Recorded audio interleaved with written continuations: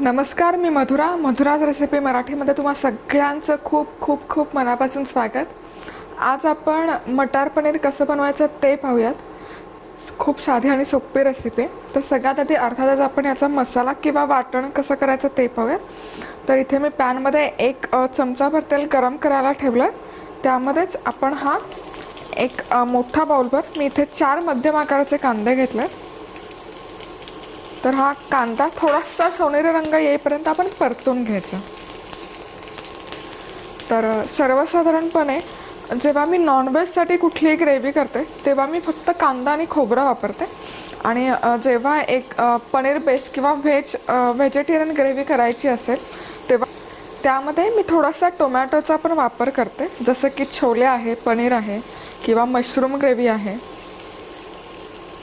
कांदा 1-2 मिनिट आपला परतून झाला की यामध्ये मी इथे 5 ते 6 लसूण पाकळ्या घालते आणि थोडंसं आल्याचे तुकडे.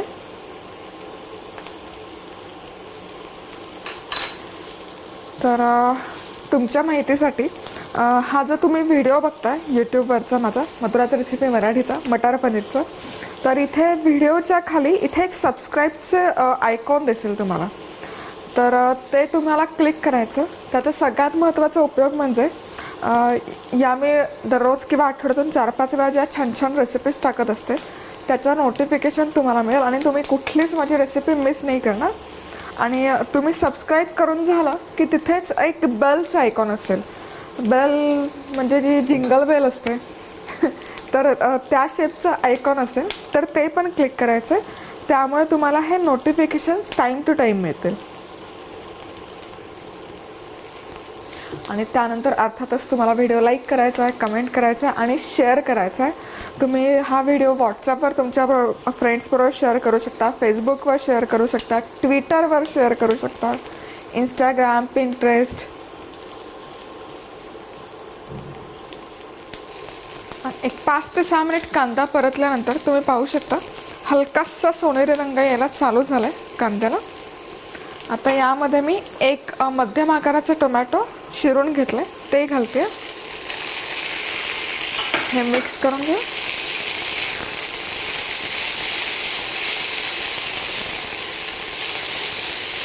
त्याच्यावर झाकण ठेवायचं आणि हे टोमॅटो व्यवस्थित असं मऊ झालं पाहिजे, सॉफ्ट झालं पाहिजे, कांद्याबरोबर मॅश झालं पाहिजे. या ठिकाणी हे कांदा आणि टोमॅटो एक 3 ते 4 मिनिट मी झाकण ठेवून शिजवून घेतले. तर गॅस बंद करते. बघा, आहा मस्त. तुम्ही बघू शकता हे टोमॅटो मस्त असे मऊ झाले आणि कांद्यामध्ये ऑलमोस्ट मॅश झाले आहेत. आता हे सगळं जे वाटण आहे ते आपण मिक्सरच्या भांड्यात काढून याची मस्त अशी स्मूथ अशी ग्रेव्ही बनवून घेणार आहोत. हे वाटण करताना पाणी खूप घालायचं नाही, कमीत कमी पाणी घालून हे वाटण आपल्याला बनवायचं. या ठिकाणी हे वाटण तयार आहे. तुम्ही बघू शकता एकदम व्यवस्थित असं छान स्मूथ झालं आहे. आणि हे वाटण करत असताना मी यामध्ये अजिबात पाणी घातलेलं नाही आहे. आता तवा गरम झाला आहे, त्यामध्ये मी बटर घालते, 2 चमचे बटर. रेस्टॉरंटची कुठलीही डिश असू दे पनीर पेस्ट त्यामध्ये बटरचाच वापर होतो. तुम्हाला हवं असेल तर तुम्ही तेल घातलं तरी काहीच हरकत नाही. तर यामध्येच हा मसाला घालूयात वाटण केलेला.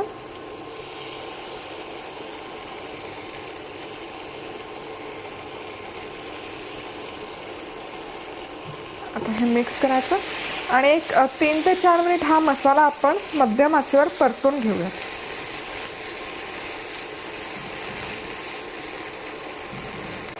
तर बटरमध्ये हा मटार पनीर मसाला मी आणखी एक 5 ते 6 मिनिट व्यवस्थित परतून घेतला आहे. तुम्ही बघू शकता आता हे साईडला याला तेल सुटायला लागलं आहे. आणि हा परतत असताना मी आणखी एक 2 चमचे बटर त्यामध्ये वाढवलं.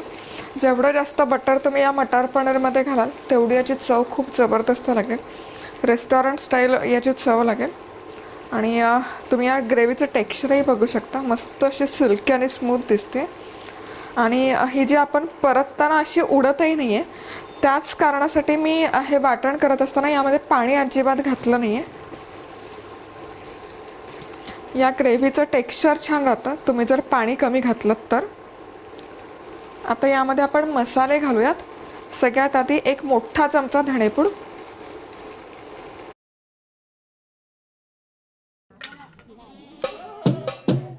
तर इथे मी बाजारातून विकत आणलेलाच किचन किंग मसाला वापरते. किचन किंग मसालाऐवजी तुम्ही तुमच्याकडे असेल तर मटर पनीर मसाला वापरू शकता, बटर पनीर मसाला वापरू शकता, कुठलाही मसाला घालू शकता. त्यानंतर लाल तिखट. तर हे रंगाचं लाल तिखट आहे. बेडगी मिरचीची मिळते ती मी नेहमी आणते आणि त्याचं पूड करून आणते. तर त्याऐवजी तुम्ही काश्मीरी चिली पावडर पण घालू शकता. आता आणखी हे 3 ते 4 मिनिट व्यवस्थित परतून घ्यायचं.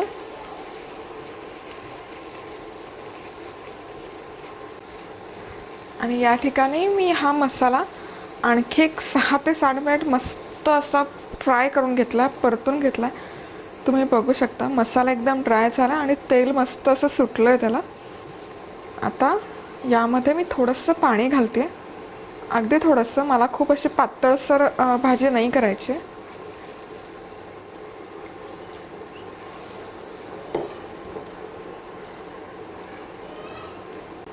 मस्त टेक्स्चर बघू शकता तुम्ही, अगदी रेस्टॉरंट स्टाईल टेक्स्चर आलं आहे या ग्रेव्हीला. आता यामध्ये मी मीठ घालते चवीपुरतं. आपण यामध्ये टोमॅटो घातलं आहे त्यामुळे तुम्हाला हवं असेल तर तुम्ही थोडीशी साखर पण घालू शकता टोमॅटोचा आंबटपणा कमी करण्यासाठी. आणि आता झाकण ठेवून आणखी एक 5 मिनिट मी ही ग्रेव्ही शिजवून घेणार आहे. आता एक महत्त्वाचं, मी इथे फ्रोझन मटार वापरते त्यामुळे फ्रोझन मटार शिजवलेलाच असतो, तो शिजवायची गरज नाही पडत. त्यामुळे सगळ्यात शेवटी मी मटार आणि पनीर एकत्र घालून फक्त एक 5 मिनिट शिजवून घेणार आहे. पण तुम्ही जर ताजा मटार घालत असाल तर तुम्हाला आत्ताच या पाणी घातल्यानंतर मटार घालून एक 10 मिनिट शिजवून घ्यावा लागेल, कारण ताजा मटार शिजायला थोडासा जास्त वेळ लागतो. त्यामुळे तुम्ही यामध्ये पाणी आणि मीठ घातलं की त्याच वेळेस तुम्ही मटारही घाला, झाकण ठेवा, 10-15 मिनिट तो मटार व्यवस्थित शिजू द्या आणि मग सगळ्यात शेवटी तुम्ही पनीर घालू शकता. पनीर घातल्यानंतर ग्रेव्ही खूप वेळ शिजवायची नाही, कारण त्यामुळे काय होतं की पनीर खूप असं रबरसारखं होतं, खूप असं चिवी टेक्स्चर येतं, त्याला कडक होतं. ते टाळण्यासाठी पनीर जेव्हा आपण ग्रेव्हीमध्ये घालतो त्यानंतर ते फक्त फार फार तर 3 ते 4 मिनिट शिजवू द्यायचं, त्यापेक्षा जास्त वेळ शिजवायचं नाही. या ठिकाणी आणखी एक 5 मिनिट झाकण ठेवून मी ही ग्रेव्ही शिजवून घेतली आहे. हा मस्त तुम्ही बघू शकता याला टेक्स्चर खूप जबरदस्त आलं. आता यामध्ये मी पनीर घालते. तर इथे मी 250 ग्रॅम पनीर घेतलं, पाव किलो. पनीर बाजारातून विकत आणलं की ते स्वच्छ धुवून घ्यायचं आणि मगच कापायचं. आणि या ठिकाणी माझ्याकडे अर्धा वाटी फ्रोझन मटर आहे, तो घालतो.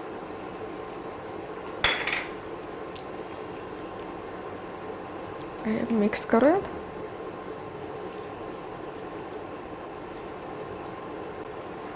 मस्त.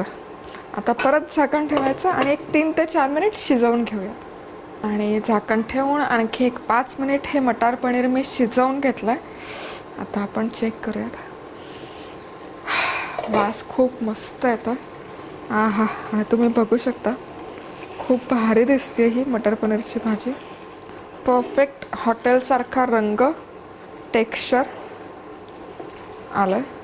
मस्त. आता मी गॅस बंद करते. वाव,